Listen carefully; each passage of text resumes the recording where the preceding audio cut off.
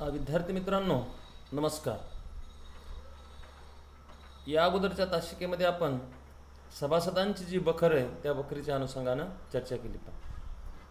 मध्ययुगीन मराठी वाङ्मयाचा इतिहास हा जो आपला पेपर आहे, या पेपरमधला शेवटचा जो भाग आहे तो म्हणजे बकर गद्य. बकर गद्याच्या सुरुवातीला आपण असं पाहिलं की महानुभाव काळामध्ये निर्माण झालेली जे गद्य आहे, त्यानंतर मग आपल्याला जवळजवळ 13व्या शतकापासून हा जो गद्य वाङ्मयाचा प्रवाह आहे तो आपल्याला लुप्त झालेला दिसतो. आणि मग तो आपल्याला शेवटी कुठंतरी 17व्या शतकामध्ये बखरीच्या स्वरूपामध्ये गद्य वाङ्मय या कालखंडामध्ये फार मोठ्या प्रमाणात आपल्याला लिहिलेलं दिसतं. यामध्ये शिवपूर्वकालीन, शिवकालीन आणि पेशवेकालीन असं बखरचं स्वरूप आहे. यामध्ये आपण शिवकालामधली सभासदाची बखर जी की तुम्हाला अभ्यासक्रमाला आहे ती बखर आपण अभ्यासलेली आहे. आता पेशवेकालीन एक बखर आपल्याला अभ्यासक्रमाला ठेवलेली आहे. पेशवे काळामध्ये फार मोठ्या प्रमाणामध्ये बखरी निर्माण झाली, परंतु सर्व बखरीचा आपल्याला या ठिकाणी अभ्यास करायचा नाही. तर भाऊसाहेबांची जी बखर आहे या बखरचा आपल्याला काय करायचं विचार करायचा. ही बखर कृष्णाजी शामराव यांची. आता तुम्ही एक लक्षामध्ये घ्या जसं शिवकालामध्ये छत्रपती शिवाजी महाराज ही सर्वात प्रभावी व्यक्ती आणि त्यामुळं शिवाजी महाराजांच्या जीवनचरित्रावर या कालखंडामध्ये फार मोठ्या प्रमाणामध्ये बखर लिहिलेले आपल्याला दिसते. परंतु पेशवेकालीन बखरीमध्ये सर्वात जास्त बखर किंवा बखरी पानिपतला तिसरी जी लढाई झाली 1761 मध्ये, आणि या लढाईमध्ये मराठ्यांचा जो पराभव झाला, मराठ्यांचं जे पानिपत झालं, या घटनेवर आधारित या कालखंडामध्ये फार मोठ्या प्रमाणामध्ये बखरी लिहिल्या गेल्या. आणि त्या सर्व बखरीमध्ये भाऊसाहेबांची बखर ही वाङ्मयीनदृष्ट्या सर्व गुण संपन्न अशी बखर मानली जाते. आणि ती बखर म्हणजे भाऊसाहेबांची बखर. तर पानिपतच्या रणसंग्रामाची सविस्तर माहिती देणारी अशी ही बखर आहे. या बखरीचे लेखक आहेत कृष्णाजी शामराव.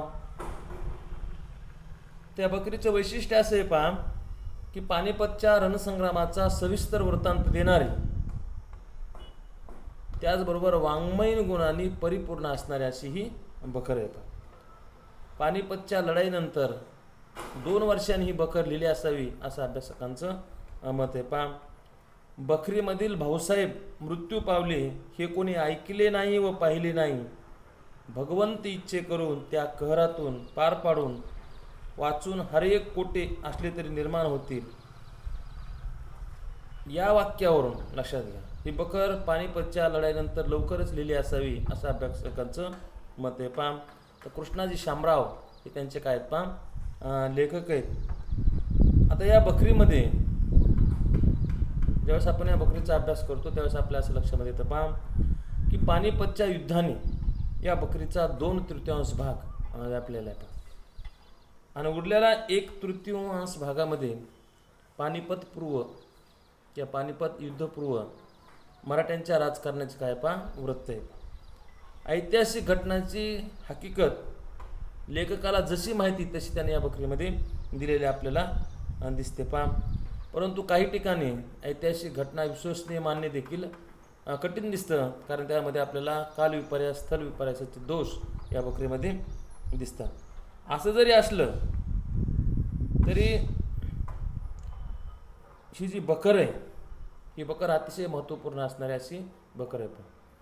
पानिपतला जी तिसरी लढाई झाली 1761ला, या लढाईमध्ये मराठ्यांचा काय झाला पराभव झाला. आणि मग पराभव जरी झाला असला तरी मराठ्यांचं महाभारत लक्षात घ्या. या लढाईमध्ये अनेक मराठा सरदारांना जे पराक्रम गाजवला त्याचं वर्णन करणारी ही प्रामुख्यानं बखर आहे. आणि त्यामुळं या बखरीमध्ये व्यक्तिवर्णने, प्रसंगवर्णने आणि वस्तुवर्णने, म्हणजे व्यक्तिवर्णन, प्रसंगाचं वर्णन किंवा बखरकाराने वस्तूचं जे वर्णन केले, यावरून अभ्यासक असं म्हणतात की इतर दुसरी कोणतीही बखर नाही तिची व्यक्तिवर्णन, प्रसंगवर्णन आणि त्याचबरोबर वस्तुवर्णनामध्ये भाऊसाहेबाची बखरीची बरोबरी करू शकेल. पहा एका एका शब्दामधून त्याने त्या त्या व्यक्तीचं काय केलं पहा व्यक्तिमत्व आपल्यासमोर साकार केलेलं आहे. आता नजीब खान कसा कुरकर्मा हे सांगताना तो असं म्हणतो पहा की नजीब खान रोयला मात्रा गमनी. एवढ्या शब्दातून तो नजीब खानचे व्यक्तिचित्र उभे करतोय.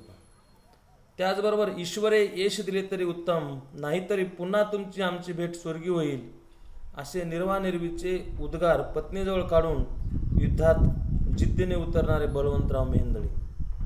नजीब खान रोहिला बळवंतराव मेहेंदळे ज्यावेळेस ते लढाईला निघतात त्यावेळेस आपल्या पत्नीला ते बोलतात, ईश्वरे यश दिले तरी उत्तम, नाहीतरी पुन्हा तुमची आमची भेट कुठे होईल पा स्वर्गी होईल, असं निर्वानिर्वीचं उत्तर देऊन लढाईला उतरणारा बळवंतराव मेहेंदळे. किंवा उत्तम आहे शतवर्षात केव्हा तरी मरावे, त्यास या संग्रामात मुक्ती आली तरी बहुत बरे झाले, याची शीत कशास करावी, तुम्ही लौकिक करून गेला तरी मीही वाचणार नाही, तुमची सांगतीन होईल, असे उत्तेजनपर तेजस्वी उत्तर देणारी बळवंतरावाची पत्नी. पा नवरा लढाईला चाललेला आहे लक्षात घ्या, आणि लढाईला जात असताना आपल्या पत्नी आपल्या नवऱ्याला धीर देणारी, त्याला प्रेरणा देणारी अशी बळवंतराव मेहेंदळेची पत्नी दिसते. पा ती सुद्धा असं म्हणते, पा कधी ना कधीतरी मारायचे आणि तुम्ही लढता लढता युद्धामध्ये कामी आलात तर मी देखील तुमच्या पाठीमागे येईल, असं म्हणून आपल्या नवऱ्याला उत्तेजन देणारी अशी तेजस्विनी लक्षात घ्या बळवंतराव मेहेंदळेची पत्नी दिसते. पा किंवा बचेंगे तो और भी लढेंगे असे म्हणणारे दत्ताजी शिंदे. ठीक आहे ना, कुतुबशाला त्यांनी जे उत्तर दिलेले बचेंगे तो और भी लढेंगे. आपले पदरी लौकिक भारी, तुम्ही आपले विनवायाचे स्वकर्म करीत असता तरी सहजच वाचावयाची आस्था धरावी, वाटा तरी शुराचा उचलला आहे, वान सतीचे घेतले आहे, हे सांभाळावे असेच धर्मशास्त्र.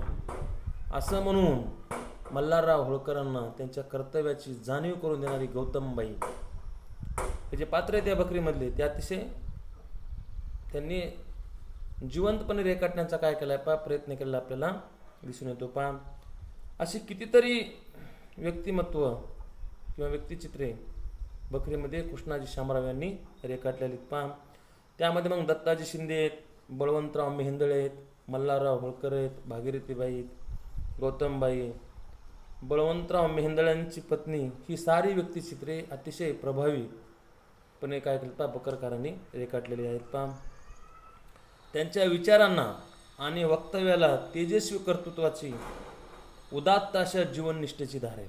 तर तेजस्वी कर्तृत्व आणि त्यांची उदात्त अशी जीवननिष्ठा आपल्याला या बकरीमध्ये दिसते. पा या व्यक्तीच्या जीवनातील उग्र भीषण नाट्य, त्या प्रसंगीच्या त्यांच्या निष्ठा आणि मनोबल बकरी निवासीने तितक्याच परिणामकारकपणे शब्दांकित केले आहे.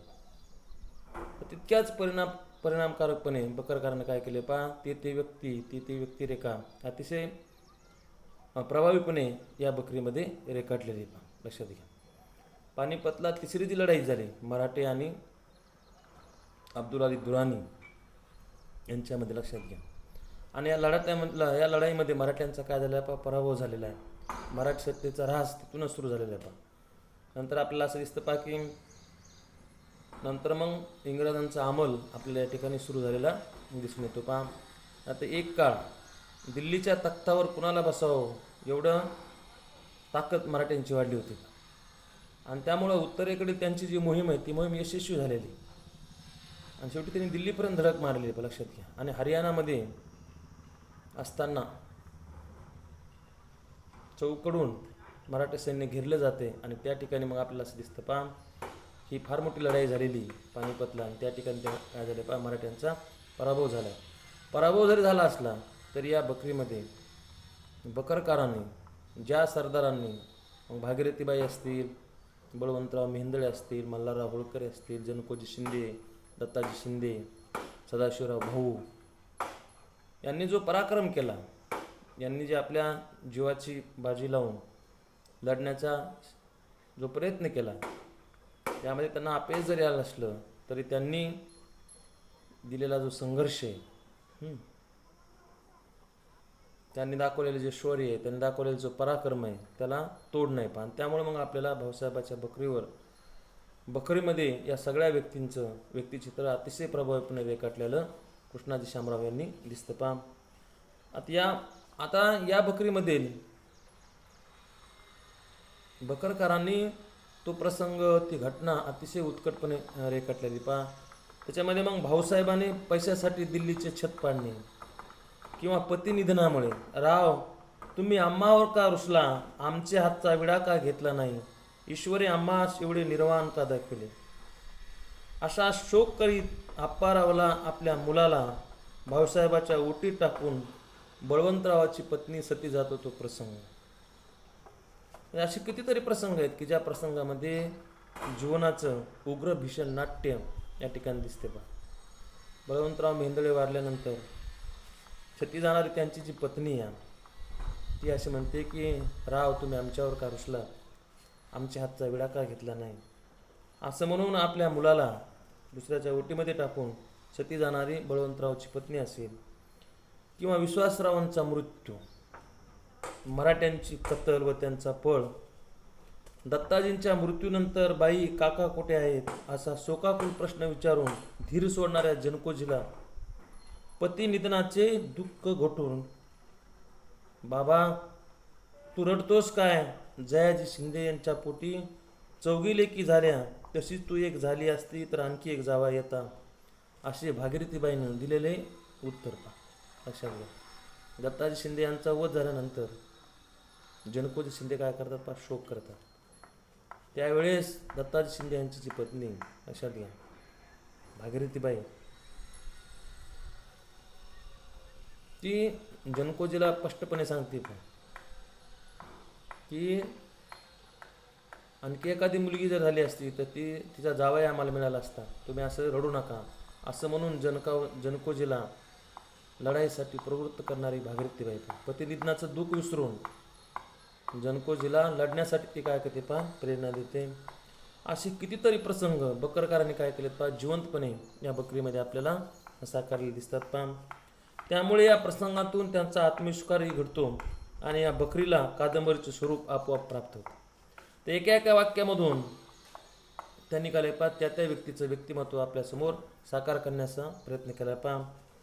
ते पहा, सकाराम बापू केवळ निधळे मनशेबाज किंवा मल्हारराव जे बोलेल ते करेल यासारख्या शब्दयोजनेला बकरकाराच्या व्यक्तिमत्वाचा रंग येतो.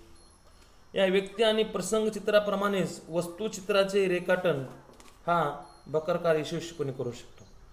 हे आपल्याला आग्र्याचा किल्ला व कुंभेरेचा किल्ला याच्या वर्णनावरून दिसते. तर बकरकाराने व्यक्तिवर्णन प्रसंग वर्णनाबरोबरच त्यांनी आग्र्याचा किल्ला, कुंभेरेचा किल्ला यांचं देखील अतिशय जे वर्णन केलेलं आहे ते देखील अतिशय बोलक आहे पहा. याचबरोबर प्रासादिक, जोमदार आणि नाट्यपूर्ण भाषा हे या बकरीचं वैशिष्ट्य आहे. असे कितीतरी वाक्य आहेत की जे वाङ्मयीन गुणाने आपल्याला परिपूर्ण येतात पहा. लढाईचा प्रसंग वर्णन करत असताना बकरकार असा उल्लेख करतो पहा, जैसा डुक्कर खळीस येतो तैसे इरेस पडून मारामार केली. मारामार कशी स्वरूप आहे की जसं डुक्कर खळीस येतो अशा प्रकारे खळीस येऊन सैन्यामध्ये काय पहा, संघर्ष स्वरूप, मारामाऱ्या स्वरूप पहा. जसे भडमुंजे लाया भाजतात तशी गत केली किंवा मुर्गी मारी बचडे दानादान तसे जिकडील तिकडे पळाले. फार मोठ्या प्रमाणामध्ये कत्तल झालेली पहा, लक्षात घ्या. आणि त्यामुळं मग मुर्गी मारे बचडे दानादान तशी त्या सैन्याची काय झाली पहा, अवस्था झाली पहा. किंवा भडमुंजे लाह्या भासतात त्याप्रमाणे सैन्य चौकडे विखुरलेले पहा. किंवा तुपाचे घागरीवर उंदराचे पिटकुले बसते तसा प्रकार झाला. शाळवांच्या पिकाप्रमाणे शिरे कापले. वर्णन काय ऐकलं पाहिजे, जसं कंस खुडावीत तशा प्रकारे मराठ्यांच्या मुंडके सैन्याचे जे मुंडके ते छाटण्यात आली पहा. दुधाचे रांजणीत कांज्याचे शिंतोडे किंवा धनलोभे धन जाते, अथवा राजा दशरथास कैकेयीचे शब्दबाण किंवा जानकी हरणी राजा रामचंद्र किंवा रुक्मिणी संवाराचे समय शिशुपाळ राजास जैसी गत झाली तैशी गत भाऊसाहेबांची झाली. तर वेगवेगळे पौराणिक संदर्भ देऊन भाऊसाहेबांची मनाची झालेली जी अवस्था त्यांनी या ठिकाणी व्यक्त केलेली पहा. अशा मार्मिक आणि लोकव्यवहारातील व पुराणातील उपमा दृष्टांत त्यांनी या बकरीमध्ये खूप वापरलेले पहा. आणि त्यामुळे या उपमा दृष्टांतामुळे या बकरीचं वाङ्मयीन सौंदर्य खूप वाढलेले पहा. किंवा विनाशकाली विकृती बुद्धी यासारखे काही म्हणी येतात पहा. किंवा भाग्य अभाग्य काल परत्वे येते जाते. किंवा जैसे पूर्वाचरण असते तसेच घ्यावे लागते. स्त्री बुद्धी प्रलयागता असे म्हणी येतात पहा. त्याचबरोबर मेरे मन में कुछ और करता के कुछ और यासारखे समर्पक सुभाषितही त्यांनी वापरले पहा. किंवा सुपातील हस्ती व जात्यातील रडती, एक पंत दो काज, आपण मरावे आणि जग बुडावे, दे माय धरणी ठाय अशा अनेक म्हणी समर्पक दृष्टांत या ठिकाणी येताना दिसतात पहा. किंवा अनेक वाक्यप्रचारी दिसतात पहा. त्याच्यामध्ये हुतुतुची घाई घडीभर झाली, आत रवंदार गोंधळ झाली अशा काय वाक्यातून मूळ प्रसंगातील जोम आणि आवेश प्रकट झाला आहे. यमुनेचे पाणी हातात घातले याचे सार्थक हेच काय. किंवा गौस खाती बेजान करो अल्लाह का डेरा दिखलाओ असे कितीतरी जे वाक्य आहेत की त्या वाक्यामुळे बकरीला वाङ्मयीन सौंदर्य या ठिकाणी प्राप्त झालेलं आपल्याला दिसतं पहा. किंवा बकरकारांनी भाऊसाहेबाविषयी जे मत व्यक्त केले त्या व्यक्तीमधून आपल्या धन्याचा गौरव देखील दिसतो पहा. की बहुत भाऊ आहेत परंतु श्रीमंत लोकात याचप्रमाणे भाऊपणा कोटी नाही, राम भरताची साम्यता अशी वाक्य कृष्णाजी शामराव यांच्या शैलीचा स्वतंत्रपणा या ठिकाणी दाखवतात पहा. किंवा त्यांना अधूनमधून काही सुंदर दोहे देखील उद्धृत केलेत पहा. त्यामध्ये जल की शोभा कमल है, दल की शोभा पिल, धन की शोभा धर्म है, कुल की शोभा शील यासारखे त्यांनी दोहे देखील वापरलेले आपल्याला दिसतात पहा. आणि त्यामुळं बकरीचे संस्कार सामर्थ्य या ठिकाणी प्रगट झालेले पहा. आणि त्यामुळं हा केवळ जुन्या गद्याचा नमुना नसून मराठी भाषेचे वैभव आहे अशा शब्दात र.वी. हेरवाडकर यांनी या बकरीचं वर्णन केले पहा. की हा केवळ जुन्या गद्याचा नमुना नसून मराठी भाषेचं काय पहा वैभव आहे. किंवा श्री भालचंद्र यांनी मराठ्यांचे महाभारताचे पर्व अशा यथोचित शब्दात या बकरीचा काय केला पहा उल्लेख केलेला आहे. आणि त्यामुळं पेशवेकालीन बकरीमध्ये भाऊसाहेबांची बकर ही अत्यंत महत्त्वपूर्ण असणारी अशी बकर आहे पहा, जी तुम्हाला या ठिकाणी अभ्यासक्रमाला ठेवलेली. पानिपतची तिसरी जी लढाई झाली आणि या लढाईमध्ये मराठ्यांचा जो पराभव झाला 1761ला ही लढाई झाली आणि त्यामध्ये मराठ्यांचं काय झालं पहा पानिपत झालं. फार मोठ्या प्रमाणामध्ये मराठी हरले पहा. मराठी सैन्याची फार मोठ्या प्रमाणामध्ये कत्तल झाली. आणि त्यामुळे तुम्हाला असं दिसतं पहा की पुढं छत्रपती शिवाजीराजे यांनी जे या ठिकाणी जनतेचे राज्य निर्माण केलं होतं, नंतर मग ते पेशव्यांकडे गेलं आणि हळूहळू हे राज्य काय झालं पहा आपल्याला लयास जाऊन त्या ठिकाणी इंग्रजांचा अंमल सुरू झालेला दिसतो. त्याला सगळ्यात महत्त्वाची कोणती घटना कारणीभूत आहे पहा तर ती म्हणजे 1761ला पानिपतमध्ये जी तिसरी लढाई झाली या लढाईमुळं आपल्याला असं दिसतं पहा की मोगलांचा बी फार मोठ्या प्रमाणामध्ये हानी झाली आणि मराठा सैन्याची देखील फार मोठ्या प्रमाणामध्ये हानी झाली पहा. आणि हळूहळू इंग्रजांचं मग आपल्याला या ठिकाणी आपल्या देशावर अंमल सुरू झालेला दिसतो पहा. आता या लढाईमध्ये मग अब्दुल आरिफ दुरानी असेल, कुतुबशाह असेल, नजीब खान रोहिला असतील, हे तसे मोगल होते. त्याचप्रमाणे इकडे मराठ्यांच्या सैन्यामध्ये मल्हारराव होळकर असतील, शिंदे घराण्यामध्ये जनकोजी शिंदे, जयाप्पा किंवा दत्ताजी शिंदे किंवा बलवंतराव मेहेंदळे याचबरोबर इतर अनेक पराक्रमी स्त्री आहेत. त्याच्यामध्ये मल्हारराव होळकर यांची पत्नी गौतमबाई असेल किंवा बलवंतराव मेहेंदळे यांची पत्नी भागीरथीबाई असेल किंवा जनकोजी शिंदे यांची पत्नी असेल, अशा अनेक पराक्रमी स्त्रियांचे व्यक्तिमत्व देखील बकरकाराने या बकरीमध्ये आपल्याला रेखाटलेलं दिसतं पहा. आणि त्यामुळं वाङ्मयीन गुणानं परिपूर्ण असणारी अशी ही बकर आहेत पहा. अनेक म्हणी, वाक्प्रचार, उपमा, दृष्टांत बकरकाराने या ठिकाणी दिलेले आहेत पहा. एका एका वाक्यामधून बकरकार काय करतो पहा त्या व्यक्तीचं व्यक्तिमत्व आपल्यासमोर साकार करतो पहा अशा. आणि त्यामुळं अतिशय शूरवीर पराक्रमी पुरुषांचं पराक्रम भाऊसाहेबाच्या बकरीमध्ये कृष्णाजी शामराव यांनी हे रेखाटलेलं पहा. जीवनाचं उग्र भीषण असं नाट्य आपल्याला या बकरीमध्ये येताना दिसतं. पण या बकरीमध्ये व्यक्तिवर्णन आहे, स्थल वर्णन आहे, लक्षात घ्या. त्याचबरोबर प्रसंगाचं देखील त्यांनी वर्णन केलेलं आहे. पण एका एका शब्दामधून त्या व्यक्तीचं व्यक्तिमत्व आपल्यासमोर साकार करण्यामध्ये बकरकार या ठिकाणी कमालीचा यशस्वी झालेला आहे. अनेक म्हणी, अनेक वाक्प्रचार, रामायण महाभारतामध्ये दृष्टांत, काही पौराणिक संदर्भ देऊन त्यांनी या बकरीचं काय केलेलं पहा वैभव वाढवलेला आपल्याला दिसून येतो पहा.